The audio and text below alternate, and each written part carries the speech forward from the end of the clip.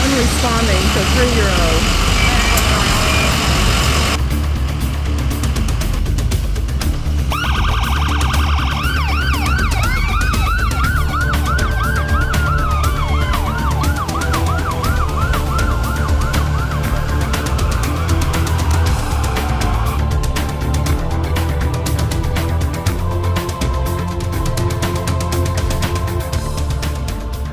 That little angel was Harley. Harley would spend 3 months and her 3rd birthday in ICU on a ventilator and kidney dialysis. Meningococcal meningitis would leave her deaf with the loss of her leg, some fingers, and a lifetime of uncertainty, endless surgeries, and illness. Harley isn't the only infant, child, or teen who has suffered or died from bacterial meningitis. Both meningococcal and pneumococcal meningitis are deadly, and both are vaccine preventable.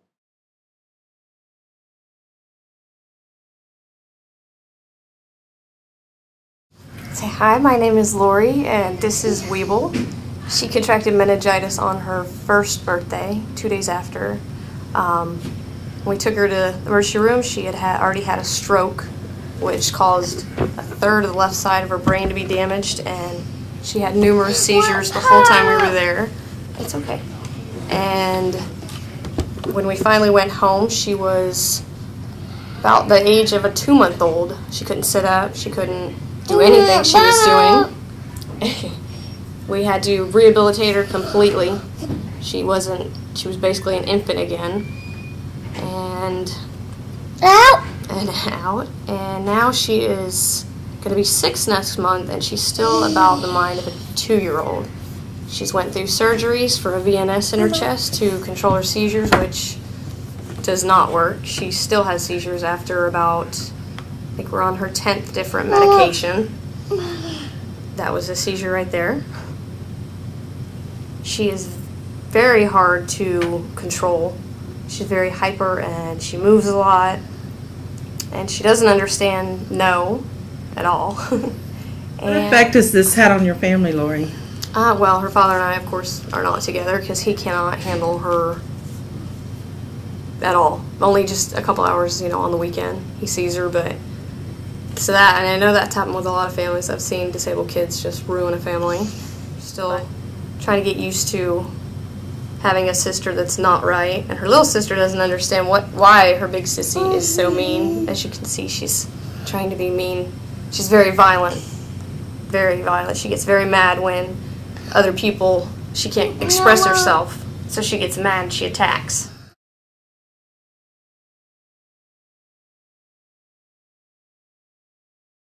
What's it like being Weeble's sister?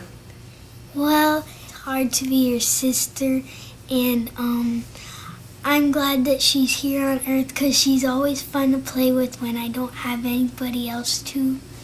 And friends don't come over because I don't know why. It's just, I guess it's the aggression of Weeble. Like, she can hurt any little kid that might come over and play, but usually she likes to play with other kids, but they don't come over, so there's I can't play with nobody else. So my mom, it feels like I'm being left out, but I know she loves me and cares for me a lot, just like Weeble and my other little sister. Does that make you sad? Sometimes it makes me sad, but I still feel like she loves me a lot.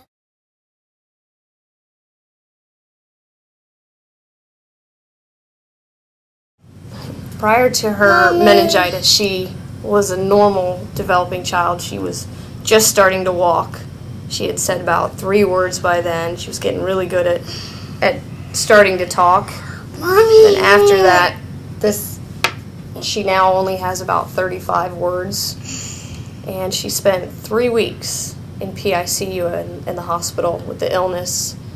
Since then, we've had I'd say about 40 hospital stays. She's well over the $1 million point in her medical bills. What's that? She still has lots of ongoing care. She has therapy still. We have lots of trips to Miami. So, Lori, tell me about your worst fear for Brianna's future. What is your worst fear? There's, I'm gonna cry. That's okay. I just want them to basically just stop her seizures. Because if they don't stop, it'll kill her whole brain. We've already lost half of it. And some on the right. I don't want to lose her. I don't mind that she's like this, but if we don't stop her seizures, I won't have her at all. It's okay. What is your life like every day, Lori? Well, I mean, it's hard. Every morning I think I'm going to walk in and she's not going to be awake, or I won't be able to wake her up. Because she has so many seizures. Even at night, being sedated, she still has seizures. No matter how much medicine they give her, she still seizes a lot, at least 30 times a day. And when I do get her up, if she's not in school and she's home, she's just nonstop yelling and screaming and just wants her way. She can't communicate, so she just yells at you, tries to attack you. The only things that make her happy is just to be outside, so we spend a lot of time outdoors. But other than that, I love her to death. She's hard, but I couldn't live without her. I think immunizations for bacterial meningitis should be required, and Oh yes, definitely. I think all kids should have this immunization, definitely, because there's so much worse things from not getting it. I mean, if I had known about any kind of vaccine that would have prevented this, all my kids would have had it. So I would definitely, if I had another child, they would have every shot possible.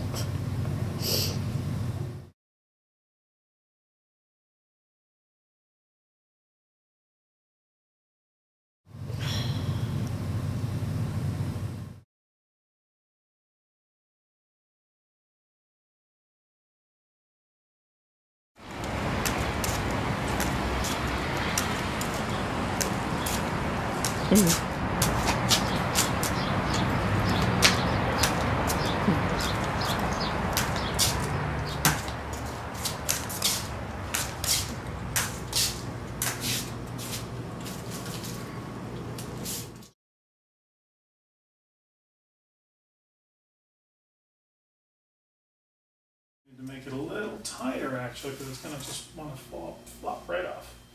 We could probably put another sock on there. Let's see where we're at with that other sock. You want to put it on?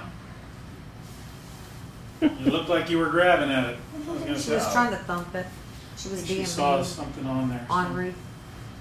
Not you, ornery. You're not ornery. Mm. She doesn't know what I'm saying. Let's see where we're at. It'll be tight. Let's go ahead and stand up on there, okay, and see if you push all the way in.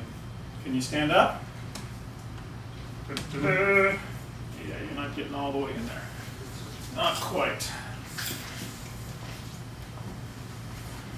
That's going to be in too tight down there. I wonder what happened when we took the cast, because it looks like it slipped. Okay, sit down. Oh.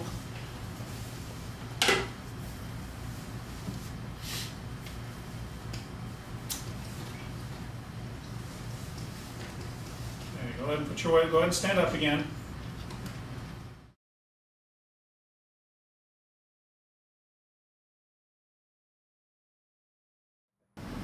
one simply has to walk around an old cemetery to see the value of vaccines. Some of those you've just heard here have to simply look within a mirror or face another day of caring for a child left developmental disease. Together we can stop deadly vaccine-preventable disease.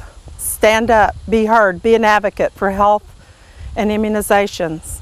I'm Frankie Milley, founder and director of Meningitis Angels, and even more important, Ryan's mom.